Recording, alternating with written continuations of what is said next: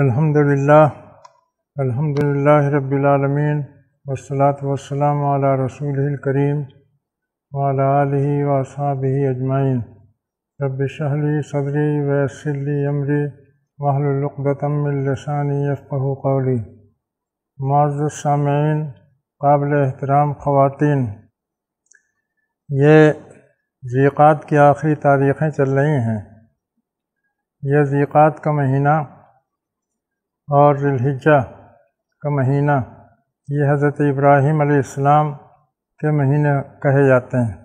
یعنی ان مہینوں میں پوری دنیا کے اندر جہاں جہاں مسلمان آباد ہیں حضرت ابراہیم کے چرچے ہوتے ہیں اور ان کے دعوت دین کے سلسلے میں ان کی زبردست قربانیوں، سرفروشیوں اور کارناموں کے تذکرے ہوتے ہیں۔ حضرت ابراہیم علیہ السلام کا یہ ذکر خیر یہ بہت ہی اہم ہوتا ہے، امت کو اس سے توانائی حاصل ہوتی ہے اور ان کے اندر حوصلے اور عزم کی بھٹیاں دہکنے لگتی ہیں۔ اس موقع پر میں بھی چاہتا ہوں کہ اس ذکر خیر میں کچھ اپنی باتیں شامل کروں۔ حضرت ابراہیم علیہ السلام کے سلسلے میں بہت سی باتیں آپ نے سنی ہوں گی، ان کی سیرت کے بہت سے گوشے آپ کے سامنے نمایاں ہوئے ہوں گے، لیکن کچھ اور گوشوں کا میں اضافہ کرنا چاہتا ہوں۔ حضرت ابراہیم علیہ السلام جیسا کہ آپ کو معلوم ہے عراق میں پیدا ہوئے اور وہیں انہوں نے دعوت دین کا کام کیا۔ دعوت دین کی ابتدا انہوں نے اپنے والد بزرگوار سے کی۔ سب سے پہلے انہیں دعوت دی، انہوں نے کہا کہ یا ابت انی قد جاءنی من العلم ما لم یأتک فاتبعنی اہدک صراطا سویا۔ اے میرے پیارے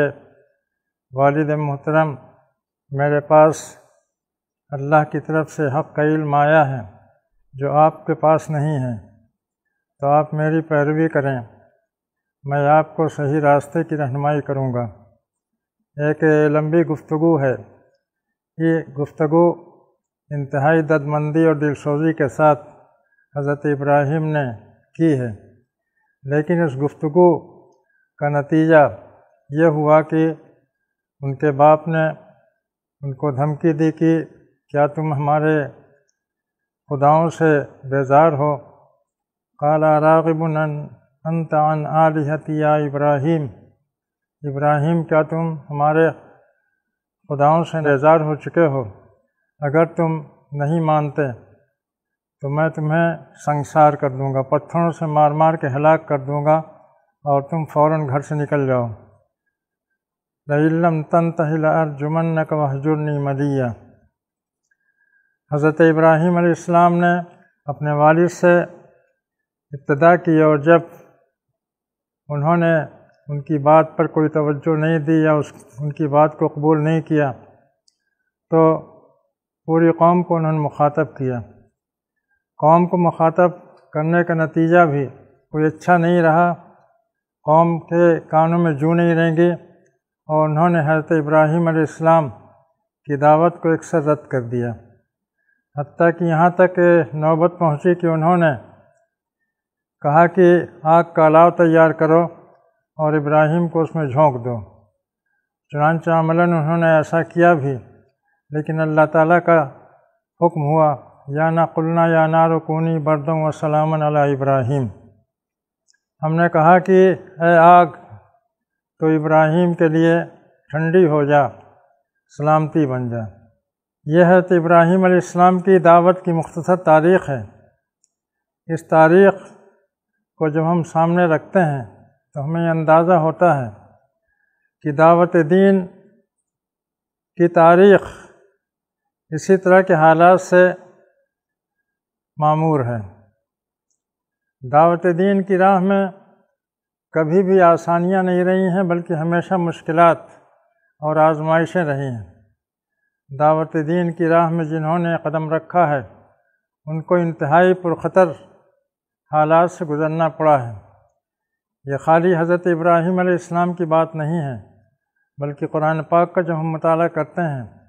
تو جتنے انبیاء کرام علیہم السلام آئے ہیں ان سب کو ان کی قوم نے ستایا اور ان کے ساتھ اچھا سلوک نہیں کیا۔ چند لوگوں نے ان کی بات قبول کی اور کبھی ایسا ہوا کہ کسی نے بھی قبول نہیں کی۔ حضرت ابراہیم علیہ السلام کے بارے میں بھی آتا ہے، قرآن پاک یہ کہتا ہے کہ فآمن لہ لوط ان پر ایمان لائے، اور کسی کے ایمان لانے کا ذکر نہیں آتا ہے، جس سے یہ اندازہ ہوتا ہے کہ حضرت ابراہیم علیہ السلام کی سال ہر سال کی جدوجہد کے نتیجے میں صرف ایک فرد اسلام لایا، ایمان لایا، اور باقی قوم نے رد کر دیا۔ تو یہ دعوت دین کی تاریخ ہے۔ انتہائی پرخطر راستوں سے گزرنا ہوتا ہے، آزمائشوں کا سامنا کرنا پڑتا ہے، اور بہت ہی جاں-گداز مراحل سے گزرنا ہوتا ہے۔ اس کا مطلب یہ ہے کہ دعوت دین کا راستہ، اس کا مزاج ہی یہی ہے۔ اس لیے جو لوگ دعوت دین کا کام کرنا چاہتے ہیں یا دعوت دین کے راہ میں قدم رکھتے ہیں، ان کو کبھی بھی حالات کا شکوہ نہیں کرنا چاہیے، کبھی بھی حالات سے پریشان نہیں ہونا چاہیے، کبھی بھی انہیں یہ نہیں کہنا چاہیے کہ حالات بہت سخت ہیں، ان حالات میں کام کیسے ہوگا۔ ہمیشہ دعوت دین کا کام اسی طرح کے حالات میں ہوا ہے، چاہے حضرت ابراہیم علیہ السلام کی تاریخ ہو یا دیگر انبیاء کرام کی تاریخ ہو۔ ان سب کی تاریخ یہی بتاتی ہے کہ آزمائشوں کے بغیر دعوت دین کا کام کبھی نہیں ہوا ہے، اور آزمائشوں کے بعد بھی کبھی ایسا ہوا ہے کہ ان کی بات سنی گئی ہے، اور کبھی ایسا ہوا ہے کہ قوم نے اکثر ان کو رد کر دیا ہے۔ بہرکیف مسئلہ اصل میں حق کے غلبے کا نہیں ہوتا۔ ہماری یہ سوچ ہوتی ہے کہ حق غالب کیسے ہوگا۔ حق کا غلبہ یہ اصل مسئلہ نہیں ہے۔ اصل مسئلہ یہ ہے کہ حق کا کام کرنے والے، دعوت دین کا کام کرنے والے، وہ کس حد تک اپنے آپ کو حق کے سانچے میں ڈھال چکے ہیں، اور کس حد تک انہوں نے وہ بلندیاں حاصل کر لی ہیں جو بلندیاں ایک داعی حق سے مطلوب ہیں۔ اللہ تعالیٰ اگر چاہتا حق کو غالب کرنا تو یہ کوئی مشکل کام نہیں تھا، یہ تو چشم زدن میں یہ کام ہو سکتا تھا کہ باطل بالکل نیست و نابود ہو جاتا اور حق کا غلبہ ہو جاتا۔ لیکن یہاں تو انسانوں کی فوجیں تیار کرنی ہیں جو حق پرست ہوں اور جو حق کی راہ میں سب کچھ برداشت کرنے کا حوصلہ رکھتے ہوں۔ بہرحال حضرت ابراہیم علیہ السلام کی قوم نے جب بات سننے سے انکار کر دیا یا انہوں نے آپ کی دعوت کو رد کر دیا، تو اللہ تعالیٰ کے حکم سے آپ کو وہاں سے ہجرت کا حکم ہوا۔ حضرت ابراہیم علیہ السلام نے وہاں سے ہجرت کی اور وہ عراق چھوڑ کر کے کہیں اور چلے گئے۔ اب اس میں اختلاف تاریخ ہمیں بتاتی ہے کہ حضرت ابراہیم علیہ السلام عراق سے نکلے ہیں تو انہوں نے آ کے فلسطین میں قیام کیا ہے، شام میں انہوں نے قیام کیا ہے، لیکن قرآن پاک سے معلوم ہوتا ہے کہ انہوں نے عراق سے نکلنے کے بعد سیدھے حجاز کا رخ کیا ہے، اور مکے میں آ کر کے انہوں نے پڑاؤ ڈالا ہے۔ چنانچہ قرآن پاک میں آتا ہے نجیناہ ولوطا الی الارض التی بارکنا فیہا للعالمین، ہم نے ان کو یعنی حضرت ابراہیم کو اور لوط کو لوگوں سے، کافروں سے نجات دی اور انہیں اس جگہ پہنچایا، اس سرزمین میں پہنچایا جہاں پر کہ ہم نے برکتیں نازل کی ہیں سارے انسانوں کے لیے۔ یہ نجیناہ ولوطا الی الارض التی بارکنا فیہا للعالمین، یہ لفظ بتاتا ہے کہ حضرت ابراہیم علیہ السلام کی ہجرت شام کی طرف یا خانہ کعبہ کی طرف یا فلسطین کی طرف نہیں ہوئی، بلکہ انہوں نے ہجرت کی تھی حجاز کی طرف، اور مکے میں آ کر کے وہ مقیم ہوئے۔ اس کی وجہ یہ ہے کہ قرآن پاک میں بیت المقدس کے لیے یا قدس کے لیے یا فلسطین کے لیے ارض مبارکہ تو اس کو کہا گیا ہے، یہ تو کہا گیا ہے کہ بارکنا حولہ، یہ بھی کہا گیا ہے کہ بارکنا فیہا للارض التی بارکنا فیہا، لیکن بارکنا فیہا للعالمین یہ صرف مکے کے لیے کہا گیا ہے، یہ فلسطین کے لیے نہیں کہا گیا ہے۔ تو قرآن پاک سے معلوم ہوتا ہے، اس کے انداز سے معلوم ہوتا ہے، اس کے انداز بیان سے، کہ حضرت ابراہیم علیہ السلام سیدھے مکے پہنچے ہیں، اور مکے میں انہوں نے اپنی ذریت کو بسایا ہے، جیسا کہ آگے حضرت ابراہیم علیہ السلام نے اپنی ایک دعا میں کہا کہ ربنا انی اسکنت من ذریتی بواد غیر ذی زرع عند بیتک المحرم، اے رب ہم نے اپنی ذریت کو بسایا وادی غیر ذی زرع میں۔ وادی غیر ذی زرع کا مطلب یہ نہیں ہوتا ہے کہ وہاں پر کوئی نہ آدم زاد، نہ کوئی پانی اور نہ کوئی سبزہ، ایسا نہیں ہے۔ مکہ پہاڑوں کا علاقہ ہے، وہاں پر پہاڑیاں ہیں، وہاں کاشت کی زمین نہیں ہے، اسی لحاظ سے اس کو وادی غیر ذی زرع کہا گیا ہے، ورنہ ایسا نہیں ہے کہ وہ بالکل ناآباد رہا ہو۔ حضرت ابراہیم علیہ السلام نے جب اپنے خاندان کے ساتھ ہجرت کی ہے اور مکے میں تشریف لائے ہیں تو وہ مکہ غیر آباد نہیں تھا، وہاں پر بہت سے قبائل، جس میں ذکر آتا ہے کہ یہ قبیلہ جرہم وہاں آباد تھا، اور اس قبیلے کے ساتھ حضرت ابراہیم علیہ السلام آ کر کے وہاں بس گئے ہیں۔ یہیں سے یہ بات بھی ہم اس کی وضاحت کر دینا چاہتے ہیں کہ جو قصے عام طور سے بیان کیے جاتے ہیں اس موقع پر، وہ یہ کہ حضرت ابراہیم علیہ السلام فلسطین میں آ کر کے ٹھہرے، اور پھر انہوں نے حضرت ہاجر کو لے کر کے، جن کی گود میں حضرت اسماعیل تھے، ان کے ساتھ لے کر کے مکے آئے، اور مکے ان کو چھوڑ کر کے تنہا جانے لگے، جہاں کی نہ آدم تھا، نہ آدم زاد، اور نہ کوئی سبزہ تھا، نہ پانی، بالکل ایسے ہی چھوڑ کر کے وہ جانے لگے۔ تو حضرت ہاجر نے پوچھا کہ آپ کس کے حوالے کر کے جا رہے ہیں، ہم کو کس پر چھوڑ کر کے جا رہے ہیں، کیا اللہ تعالیٰ کا یہ حکم ہے؟ تو انہوں نے کہا کہ ہاں اللہ کا حکم ہے۔ تو حضرت ہاجر نے کہا کہ پھر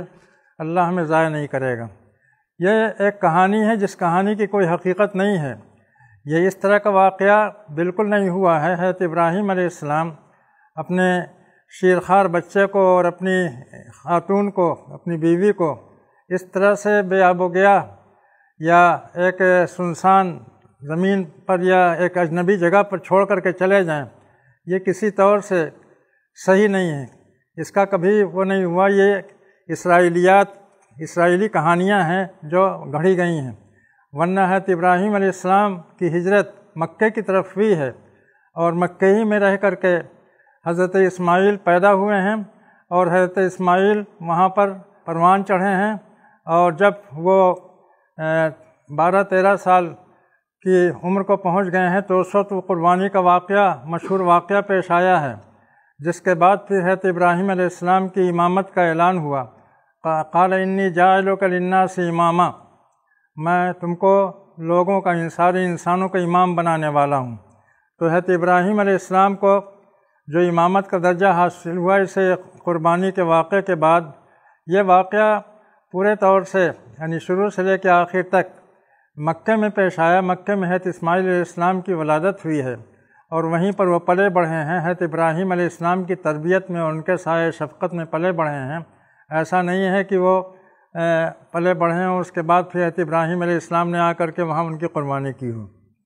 تو یہ بات ہمارے ذہن میں رہنی چاہیے کہ یہ کہانی یہ اللہ تعالیٰ کے قانون کے بالکل خلاف ہے۔ کبھی بھی اللہ تعالیٰ اپنے بندوں کو ایسی آزمائش میں نہیں ڈالتا ہے، خاص طور سے عورتوں کو ایک شیرخوار بچے کے ساتھ ایک سنسان جگہ میں لے جا کر کے چھوڑ دینا، یہ کسی طرح سے ہمارا دین اس کو قبول نہیں کرتا ہے، اور اللہ تعالیٰ کے قانون میں اس کی کوئی نظیر نہیں ہے۔ اور یہ واقعہ غلط طور سے مشہور ہو گیا ہے، جس کا بہت چرچا کیا جاتا ہے اور جس کو بہت جھوم جھوم کر کے بیان کیا جاتا ہے۔ تو یہ بات ہمارے ذہن میں رہنی چاہیے کہ یہ واقعہ پیش نہیں آیا، بلکہ شروع سے حضرت ابراہیم علیہ السلام حضرت ہاجر کے ساتھ آئے، اور قرآن پاک میں صرف حضرت ہاجر کا یعنی حضرت اسماعیل کی والدہ کا یا حضرت ابراہیم کی امرات ابراہیم کا ذکر آتا ہے، ایک سے زائد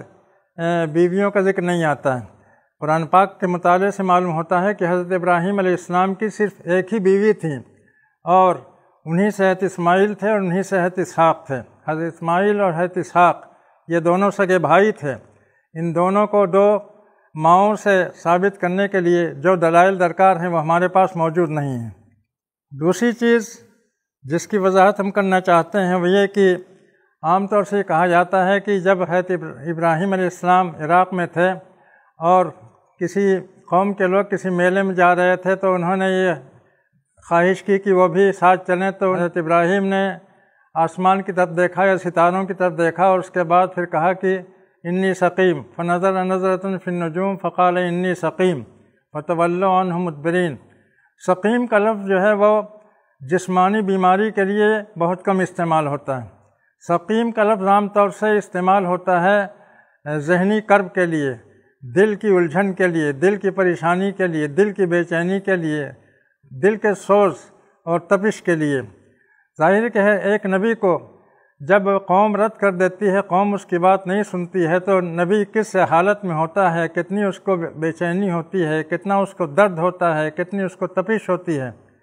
یہ واضح سی بات ہے جس کا بار بار مشاہدہ حضور صلی اللہ علیہ وسلم کی سیرت میں ہوتا ہے، اور اللہ تعالیٰ نے بار بار یہ فرمایا کہ لعلک باخع نفسک علی آثارہم ان لم یؤمنوا بہذا الحدیث اسفا۔ یہی کیفیت ہر نبی کی ہوتی ہے، ایک فطری بات ہے یہ۔ تو حضرت ابراہیم علیہ السلام کی بھی یہ کیفیت تھی کہ وہ سخت درد اور کرب کی حالت میں مبتلا تھے کہ قوم ان کی بات کیوں نہیں سن رہی ہے اور کیوں نہیں سمجھ رہی ہے۔ تو اسی کا اظہار انہوں نے کیا کہ انی سقیم، مجھے تم لوگوں سے بہت تکلیف ہے، مجھے بہت کرب ہے تم لوگوں کی طرف سے کہ تم حق کی دعوت کو قبول کیوں نہیں کر رہے ہو۔ اس کو لوگوں نے کہانی بنا کر کے یہ کہہ دیا کہ حضرت ابراہیم نے بہانہ کر دیا کہ میں بیمار ہوں، اور اس کو گویا ایک جھوٹ شمار کیا گیا۔ اسی طرح سے حضرت ابراہیم علیہ السلام کے سلسلے میں ایک اور چیز کی وضاحت بہتر ہوگی۔ حضرت ابراہیم علیہ السلام کو جب امامت کا درجہ حاصل ہوا اور اللہ تعالیٰ نے بطور امامت کی نشانی کے انہیں یہ حکم دیا کہ خانہ کعبہ کی تعمیر کریں، تو خانہ کعبہ کی تعمیر کے وقت جب وہ تعمیر کر رہے تھے اور بلکہ تعمیر کر چکے، تو اللہ تعالیٰ نے فرمایا کہ وَأَذِّن فِي النَّاسِ بِالْحَجِّ یَأْتُوکَ رِجَالًا وَعَلَىٰ کُلِّ ضَامِرٍ یَأْتِینَ مِنْ کُلِّ فَجٍّ عَمِیقٍ۔ لوگوں میں اعلان کر دو وہ آئیں گے اس گھر کے زیارت کے لیے، اس گھر کے حج کے لیے، دور دور سے آئیں گے، یا پیدل بھی آئیں گے اور اونٹنیوں پر سوار ہو کر کے بھی آئیں گے۔ ایسی اونٹنیاں جو چلتے چلتے کمزور ہو جائیں گی، یعنی مطلب یہ ہے کہ بہت لمبے فاصلے طے کر کے وہ آئیں گے۔ اور یاتوک رجال وعلی کل ضامر یاتین من کل فج عمیق، ہر راستوں سے، تمام گزرگاہوں سے ہوتے ہوئے آئیں گے، یہاں تک کہ ان کے چلنے سے راستے گہرے ہو جائیں گے۔ فج عمیق یعنی یہ راستہ چلنے والوں کی کثرت کی ایک تعبیر ہے۔ یہ حضرت ابراہیم علیہ السلام کو فطری طور پر یہ سوال پیدا ہوا ان کے ذہن میں کہ سالہ سال تک ہم عراق کی سرزمین میں دعوت دین کی منادی کرتے رہے، لوگوں کو دعوت حق کی دعوت دیتے رہے، لیکن انہوں نے بالکل سنی انسنی کر دی، ان کے کانوں پر جوں نہیں رینگی، اور صرف ایک شخص جس کا ذکر آتا ہے کہ لوط علیہ السلام جو ان کے بھتیجے تھے وہ ایمان لائے۔ تو یہ کیسے ممکن ہوگا کہ حج کا اعلان کیا جائے اور ہر چہار جانب سے لوگ آئیں اور اس گھر کو اتنی مقبولیت حاصل ہو، اور اس طرح سے لوگ ہجوم در ہجوم اس گھر کی زیارت کریں گے، اس کے حج کے لیے آئیں گے؟ یہ ان کو تعجب محسوس ہوا، تعجب کی بات ہی تھی۔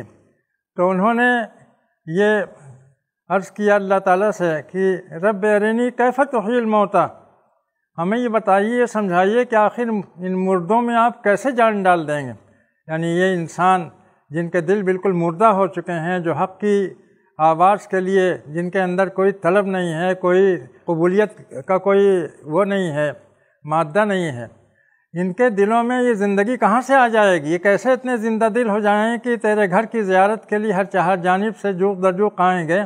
یہ ایک چیز تھی جس سے حضرت ابراہیم علیہ السلام کی خوشی کا بھی اظہار ہو رہا تھا اور تعجب کا بھی اظہار ہو رہا تھا کہ اس دنیا میں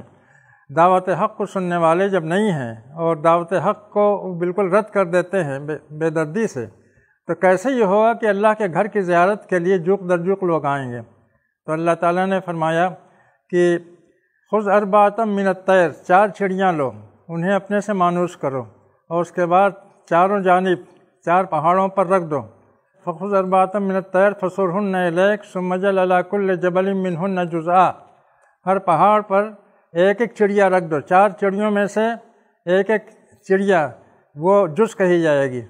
ایسا نہیں کہ حضرت ابراہیم علیہ السلام نے ان چڑیوں کو کاٹا پیٹا، ان کے اجزاء کو ادھر ادھر ملایا بکھیرا،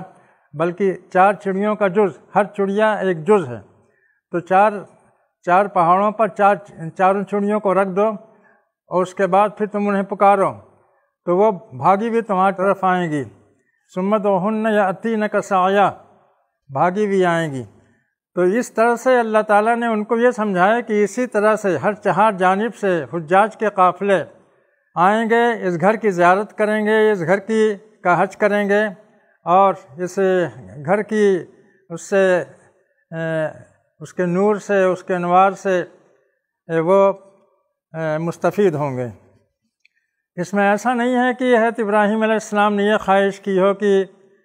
مردوں کو کیسے زندہ کریں گے، اس کا مشاہدہ کرایا جائے، اس لیے کہ اللہ تعالیٰ نے پوچھا کہ اولم تؤمن قال بلی ولکن لیطمئن قلبی، اللہ تعالیٰ نے پوچھا کیا تم کو ایمان نہیں، اس پر اطمینان نہیں ہے، اس کا یقین نہیں ہے؟ تو انہوں نے کہا کہ بالکل ایمان ہے، لیکن میں چاہتا ہوں دل مطمئن ہو جائے۔ یہ حقیقت میں یہ بات ایسی تھی ہی کہ انسان کو اطمینان نہ ہو اور وہ اس کا مشاہدہ اس کو کرایا جائے یا اس کو کسی مثال سے سمجھایا جائے۔ انسانوں کو زندہ کر دینا اتنا مشکل کام نہیں ہوتا ہے جتنا مشکل کام مردہ دلوں کو زندہ کرنا ہوتا ہے۔ مردہ دلوں میں زندگی کی روح پھونکنا یہ اس سے زیادہ مشکل کام ہوتا ہے۔ حضرت عیسیٰ علیہ السلام کے بارے میں سب کو معلوم ہے کہ وہ اللہ تعالیٰ کے اذن سے مردوں کو زندہ کر دیتے تھے، لیکن یہ بھی معلوم ہے کہ یہود قوم نے، بنی اسرائیل نے ان کو یکسر رد کر دیا اور ان کے قتل کی سازشیں کی، ان کو چاہا کہ ان کو قتل کر دیں، تو وہ مردہ جسموں کو تو زندہ کر دیتے تھے، لیکن مردہ روحوں کو، مردہ دلوں کو زندہ کرنے میں کامیاب نہیں رہے۔ اور حقیقت یہ ہے کہ یہ بہت ہی مشکل کام ہوتا ہے۔ تو حضرت ابراہیم علیہ السلام نے اسی طرح اسی چیز کی وضاحت چاہی تھی، اور اللہ تعالیٰ نے ان کو مثال سے سمجھایا کہ تم 4 پہاڑوں پر 4 چڑیاں رکھو، ان کو مانوس کر کے پہاڑوں پر رکھو، ان کو بلاؤ تو بھاگی ہوئی جس طرح سے آئیں گی، اسی طرح سے انسانوں کے قافلے جوق در جوق اس گھر کی زیارت کے لیے آئیں گے۔ یہ چند باتیں ہیں حضرت ابراہیم علیہ السلام کے تعلق سے جو قرآن پاک سے معلوم ہوتی ہیں۔ حضرت ابراہیم علیہ السلام کا سب سے بڑا کارنامہ یہ ہے کہ انہوں نے خانہ کعبہ کی تعمیر کی، خانہ کعبہ کی تعمیر کی، اور ظاہر ہے کہ خانہ کعبہ کی تعمیر کی یہ سعادت ان کو اس وقت حاصل ہوئی جبکہ وہ بہت سے مراحل سے گزرے ہیں۔ وَإِذِ ابْتَلَىٰ إِبْرَاهِيمَ رَبُّهُ بِكَلِمَاتٍ فَأَتَمَّهُنَّ، یاد کرو اس وقت کو جبکہ ابراہیم کو ان کے رب نے بہت سی باتوں میں آزمایا، آزمائشوں میں ڈالا، اور ان آزمائشوں میں کھڑے ثابت ہوئے۔ تو اس کے بعد پھر اللہ تعالیٰ نے فرمایا کہ انی جاعلک للناس اماما۔ تو یہ حضرت ابراہیم علیہ السلام کی وہ خصوصیت ہے جو ظاہر ہے کہ انہی کے لیے خاص تھی، کسی اور کو نہیں حاصل ہوئی، کہ خانہ کعبہ کی تعمیر ان کے ہاتھوں سے ہوئی۔ اور خانہ کعبہ کی تعمیر میں ان کے وہ بیٹے بھی شامل رہے جن کی قربانی کا واقعہ پیش آیا تھا، یعنی حضرت اسماعیل علیہ السلام۔ خانہ کعبہ کی تعمیر کی انہوں نے، دونوں نے مل کر کے۔ خانہ کعبہ کی تعمیر کے وقت حضرت ابراہیم اور حضرت اسماعیل علیہ السلام نے جو دعا کی ہے وہ دعا بھی بہت اہمیت رکھتی ہے۔ اس اہم موقع پر انہوں نے کوئی اور دعا نہیں کی، بس یہ دعا کی کہ ربنا تقبل منا انک انت السمیع العلیم، اے ہمارے رب ہماری طرف سے اس کو قبول فرما، بلا شبہ تو دعاؤں کو سننے والا اور دل کے احوال کو، دل کے کیفیت کو جاننے والا ہے۔ اور اس کے بعد پھر فرمایا کہ ربنا وجعلنا مسلمین لک ومن ذریتنا امۃ مسلمۃ لک، اے رب ہمیں مسلم بنا۔ آپ تصور فرمائیے کہ اسلام کیا چیز ہے، کتنے مراحل سے، کتنی آزمائشوں سے حضرت ابراہیم علیہ السلام گزر گئے، اور اس کے بعد خانہ کعبہ کی تعمیر کے وقت وہ دعا یہ کرتے ہیں کہ ربنا وجعلنا مسلمین، ہم کو اور ہمارے فرزند کو مسلم بنا دے۔ اس سے آپ اندازہ کر سکتے ہیں کہ اسلام کیا چیز ہے اور اس کے اندر کتنی بلندی ہے، کتنی بلندیوں تک جانے کا نام اسلام ہوتا ہے۔ اسلام کوئی ہلکی پھلکی چیز نہیں ہے۔ اقبال نے کہا تھا چمی گویم مسلمانم بلرزم کہ دانم مشکلات لا الہ را۔ تو حضرت ابراہیم علیہ السلام نے اور حضرت اسماعیل علیہ السلام جو ان کے ساتھ تھے، انہوں نے دعا کی کہ ربنا وجعلنا مسلمین لک، اے ہمارے رب تو ہم دونوں کو مسلم بنا، ومن ذریتنا امتا مسلمتا لک، اور ہمارے خاندان سے، ہماری نسل سے ایک امت مسلمہ کو برپا فرما، ایک امت مسلمہ کو تشکیل دے، ایک امت مسلمہ تیار فرما۔ وارنا مناسکنا وتب علینا انک انت التواب الرحیم، ہمیں ہماری قربان گاہیں دکھا دے اور تو ہم پر رحم فرما، بلا شبہ تو بہت ہی رحم فرمانے والا اور بندوں پر شفقت فرمانے والا ہے۔ یہ ایک بہت ہی خاص موقع ہے۔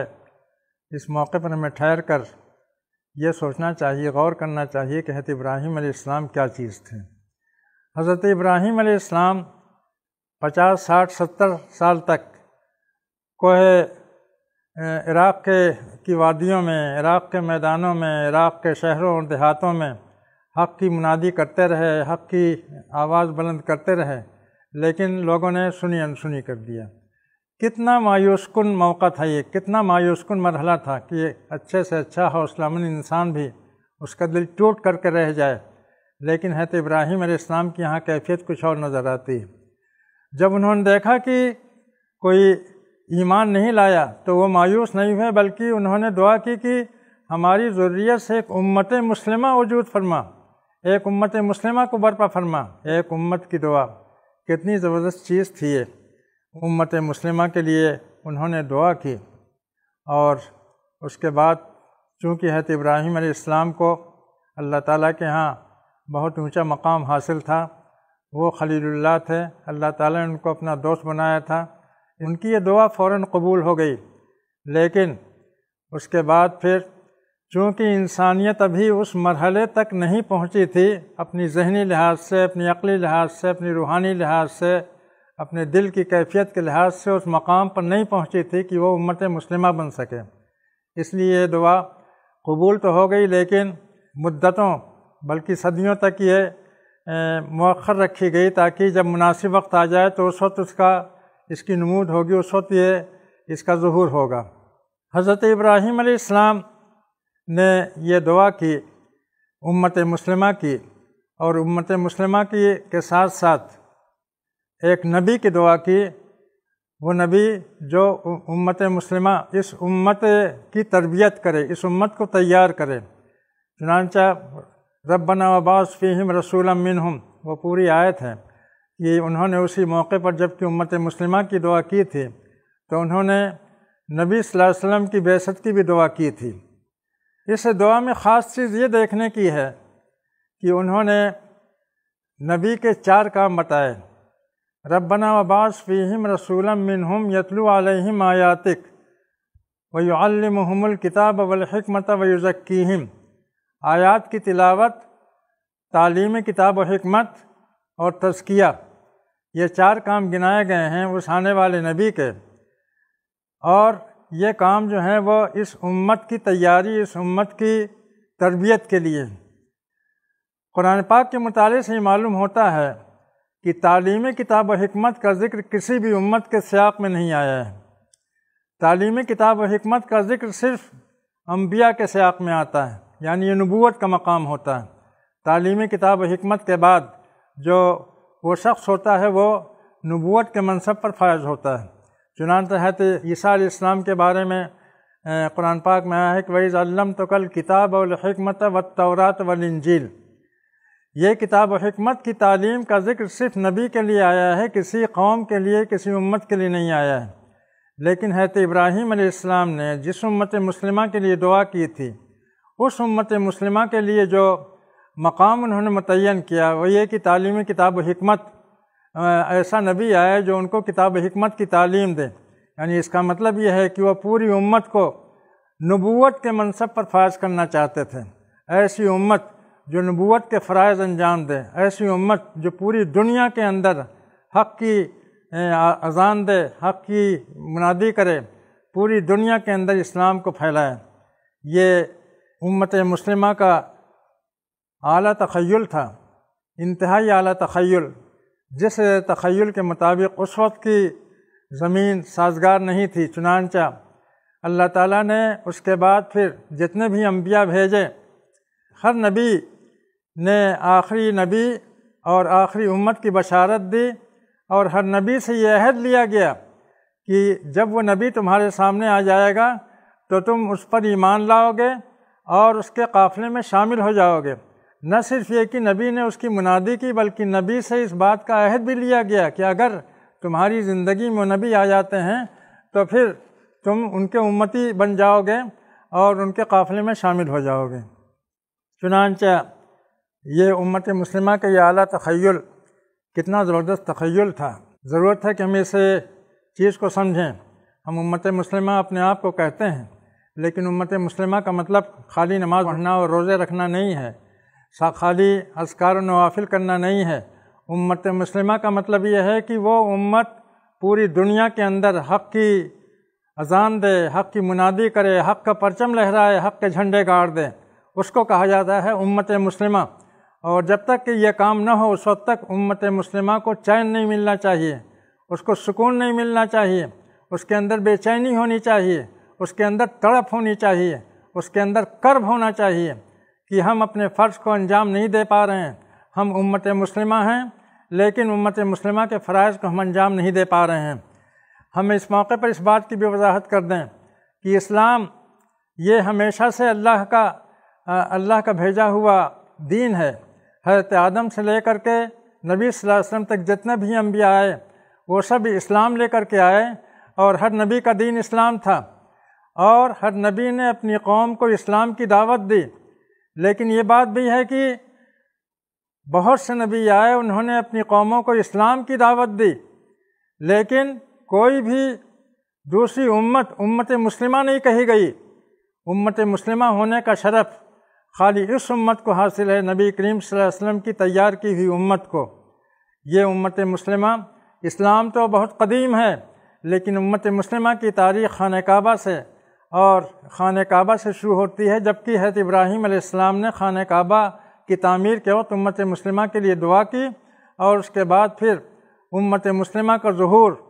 حضور کریم صلی اللہ علیہ وسلم محمد عربی صلی اللہ علیہ وسلم کے زمانے سے ہوا۔ محمد عربی صلی اللہ علیہ وسلم تشریف لائے اور انہوں نے ایک امت تیار کی، وہی امت مسلمہ ہے، اور وہی امت مسلمہ اسی امت مسلمہ سے وابستہ رہنے کے ہم آرزومند ہیں، اور اللہ تعالیٰ سے دعا کرتے ہیں کہ ہمیں بھی اس بات کی توفیق دے کہ ہم صحیح معنوں میں امت مسلمہ بن سکیں۔ امت مسلمہ کا کام بہت طویل ہے۔ امت مسلمہ کا کام وہی ہے جو انبیاء کرام علیہ السلام کا ہوتا ہے۔ امت مسلمہ کا کام وہی ہے جو نبی کریم صلی اللہ علیہ وسلم نے فرمایا ہے۔ جو کام نبی کریم صلی اللہ علیہ وسلم نے کیا ہے اور جو کام آپ کے صحابہ کرام نے کیا ہے، اسی کام کے کرنے کا نام اسلام ہے، اور اسی کام کو جو لوگ کریں وہی امت مسلمہ ہیں۔ اگر اس کام سے ہم غافل ہو جائیں، اس کام کو ہم کرنے کا حوصلہ نہ رکھیں، اس کام کا ہمارے اندر عزم نہ ہو، اگر اس کام کے لیے ہم تیاری نہ کریں، اگر اس کام کے لیے ہم کوئی ٹیم نہ تیار کریں، اگر اس کام کے لیے ہمارے اندر کوئی درد و کرب نہ ہو، تو حقیقت یہ ہے کہ ہمیں اپنے آپ کو امت مسلمہ کہتے ہوئے سوچنا چاہیے کہ ہم کیا کہہ رہے ہیں۔ ہم اپنے آپ کو امت مسلمہ کہہ رہے ہیں، لیکن امت مسلمہ کی جو شان ہے، امت مسلمہ کا جو کام ہے، امت مسلمہ کی جو ذمہ داریاں ہیں، اس سے ہم کتنی دور ہیں۔ اس موقع پر ہمیں، جبکہ ہم حضرت ابراہیم علیہ السلام کا تذکرہ کرتے ہیں اور حضرت ابراہیم علیہ السلام کی تاریخ کا تذکرہ کرتے ہیں، ان کی سیرت کا تذکرہ کرتے ہیں، ان کی قربانیوں، ان کی سرفروشیوں اور ان کی دل سوزیوں کا تذکرہ کرتے ہیں۔ اس موقع پر ہمیں سنجیدگی کے ساتھ خود اپنا جائزہ لینا چاہیے، اپنے کاموں کا جائزہ لینا چاہیے، اور یہ دیکھنا چاہیے کہ ہم کر کیا رہے ہیں۔ اگر ہم اسی دعائے ابراہیمی کا ثمرہ ہیں، اگر ہم اسی امت مسلمہ سے وابستہ ہیں جو امت مسلمہ حضور صلی اللہ علیہ وسلم نے تیار کی تھی، اور جس امت مسلمہ نے پوری دنیا میں حق کی اذان دی تھی اور حق کے جھنڈے گاڑ دیے تھے، اگر اسی امت مسلمہ سے ہمارا تعلق ہے تو ہمارا یہ تعلق کتنا کمزور ہے۔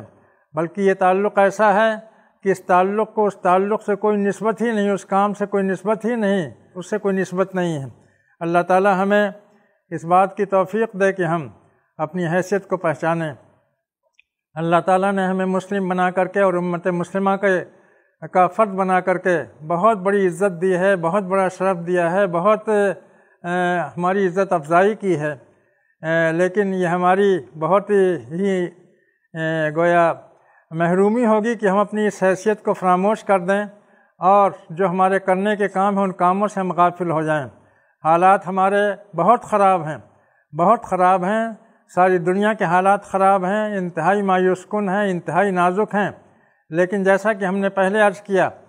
کہ کسی بھی نبی کے زمانے میں حالات اچھے نہیں رہے ہیں،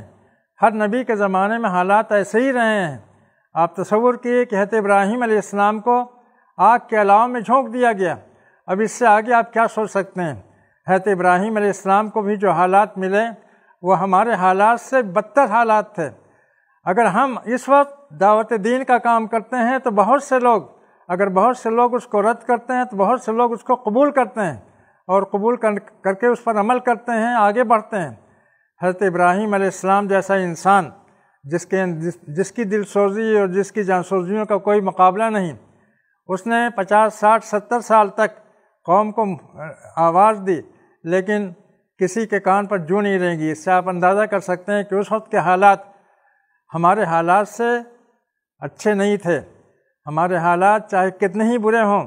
لیکن ان حالات سے برے نہیں ہیں جن حالات میں انبیاء اکرام علیہ السلام نے دعوت دین کا کام کیا ہے۔ اللہ تعالی ہمیں توفیق دے کہ ہم ان حقیقتوں کو سمجھیں اور اپنے عزم اور حوصلے کی آگ کو تیز کریں اور اس کے اور کام کا حوصلہ بنائیں اور اس کی منصوبہ بندی کریں۔ اقول قولی ھذا واستغفر اللہ لی ولکم اجمعین واستغفروہ انہ ھو الغفور الرحیم۔